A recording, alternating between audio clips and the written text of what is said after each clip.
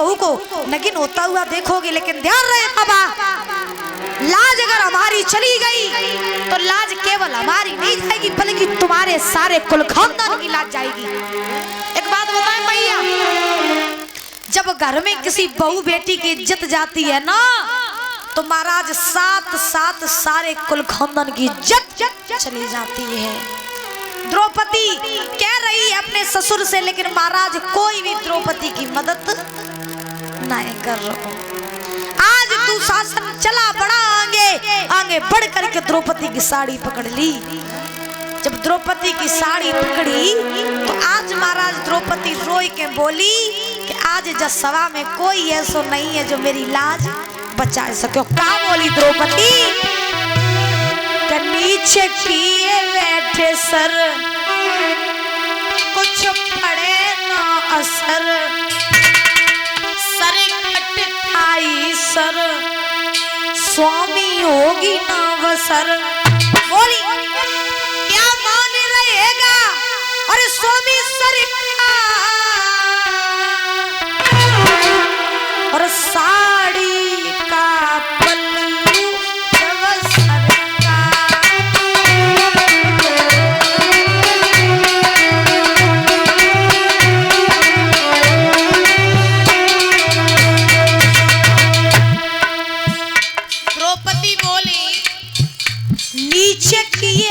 Sir. कौन? सभा के जितने लोग हैं उन सभी लोगों ने अपनी गर्दन झुका ली। द्रौपदी बोली नीचे किए बैठे सर, कुछ पड़े ना असर। इनके सामने इनकी बहू की लाज जा रही हो, इन्हें क्यों असर ही ना पड़ रहा हो।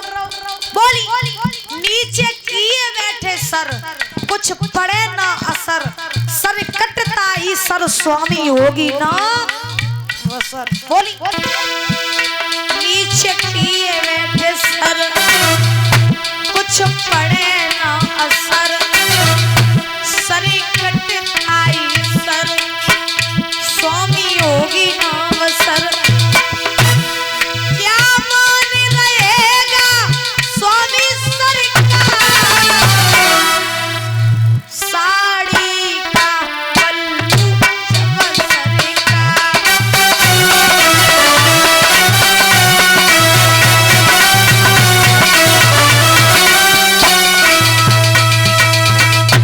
आज द्रौपदी कहने लगी किसी को असर ही नहीं पड़ रहा है, इनके सामने इनकी बहू बिटिया की लाज जा रही, लेकिन इन्हें कछु असर ही नहीं पड़ रहा।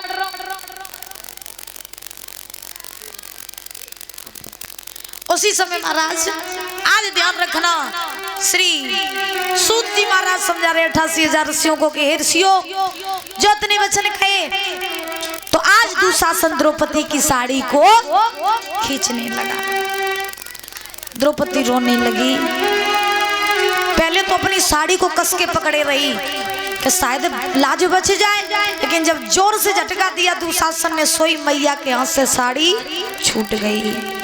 जब द्रौपदी के हाथ से साड़ी छूटी तो छूटने के बाद में महाराज ध्यान रखना, अब द्रौपदी ने दोनों हाथ खड़े कर दिए और दोनों हाथ खड़े करके आवाज लगाई कन्हैया।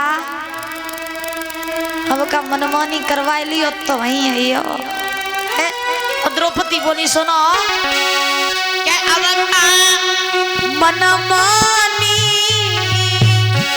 और करवाओगे और मेरे नाथ द्वार का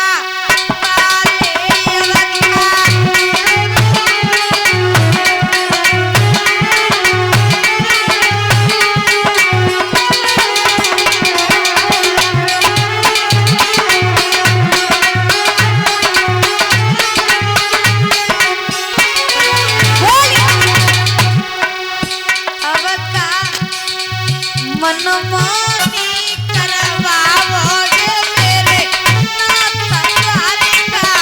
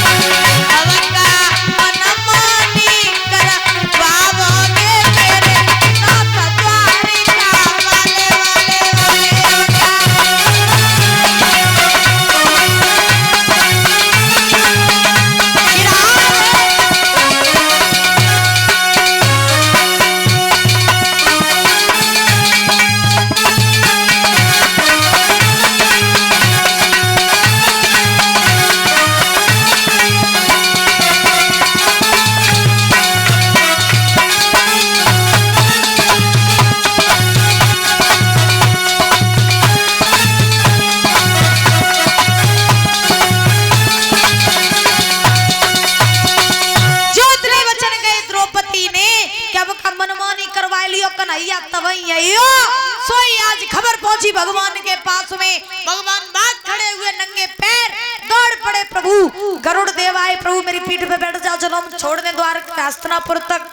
भगवान बोले नहीं नहीं गरुड़, आज हम तुम पर भी भरोसा नहीं करेंगे, आज मैं खुद जाऊंगा और जा करके अपनी बहन की लाज बचाऊंगा। उसी समय भगवान दौड़ पड़े आगे आगे। महाराज भगवान चलते जा रहे, पीछे पीछे गरुड़ भागते जा रहे। हस्तिनापुर में भगवान जब पहुंचे तो दुशासन द्रौपदी की साड़ी को खींचने लगा, लेकिन भगवान जो है वो द्रौपदी की साड़ी को बढ़ाने लगे। बोलिए द्वारकाधीश भगवान श्री कृष्ण की। ऐसे महाराज प्रमाण तो यहाँ तक मिला कि दुशासन द्रौपदी की साड़ी खींचते खींचते पछाड़ खा करके गिर पड़ा, मूर्छा खा करके गिर पड़ा, लेकिन महाराज द्रौपदी को नगिन नहीं कर पाया। जब द्रौपदी को नगिन नहीं कर पाया तो प्रमाण तो यहाँ तक मिला कि हस्तिनापुर में भगवान ने कोने कोने में से वस्त्रों को निकाल लिया और सारे वस्त्रों को द्रौपदी के सिर में लगा दिया। इस प्रकार से महाराज भगवान ने द्रौपदी की लाज बचाई। जब लाज बचाई तो कहा जाता है ना कि हमें चिंता नहीं उनकी, उन्हें चिंता हमारी है। हमें चिंता नहीं उनकी, उन्हें चिंता हमारी है। और हमारा रक्षक तो सुदर्शन चक्रधारी है।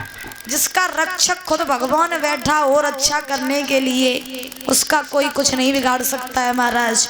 तब उस सभा में दो संकल्प हुए। कौन कौन से? द्रौपदी ने उस सभा में संकल्प लिया कि हे दुर्योधन, तूने कहा था कि तू मुझे नग्न करके अपनी जंगा पर बैठालता, तो मेरा भी ये संकल्प है कि जब तक मैं तेरी छाती के खून से अपने केसों को नहीं धुलूंगी तब तक मैं अपने केस नहीं बांधूंगी। एक संकल्प हुआ। दूसरा संकल्प ये हुआ कि भीम ने कहा कि हे दुर्योधन, तू जिस जंगा पर द्रौपदी को बैठाना चाहता था, जब तक मैं तेरी उस जंगा को नहीं तोड़ूंगा तब तक मैं भी चैन से नहीं बैठूंगा। ये दो संकल्प हुए। अब भगवान ने तो द्रौपदी की लाज बचाई, लेकिन बुजुर्गों ऐसे धीरे धीरे धीरे धीरे रार बढ़ती चली गई। तब इसी कारण से महाभारत का युद्ध हुआ।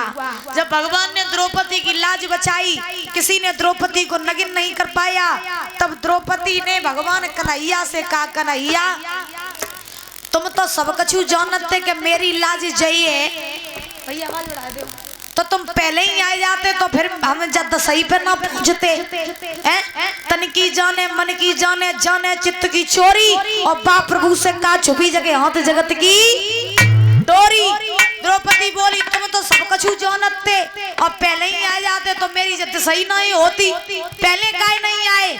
तो भगवान ने बड़ा सुंदर जवाब दिया, द्रौपदी मुझे आने में देरी नहीं हुई बल्कि तुमने बुलाने में देरी कर दी। और यही सच्चाई है, भक्त को केवल बुलाने में देरी लगती है, भगवान को आने में देरी नहीं लगती। बोली वृंदावन बिहारी लाल की।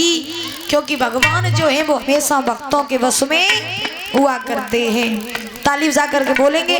और समय भी हो गया है तो इससे आगे कथा आप कल श्रवण करेंगे, उसके बाद आरती करेंगे। ताली बजा करके बोलेंगे बड़े बात।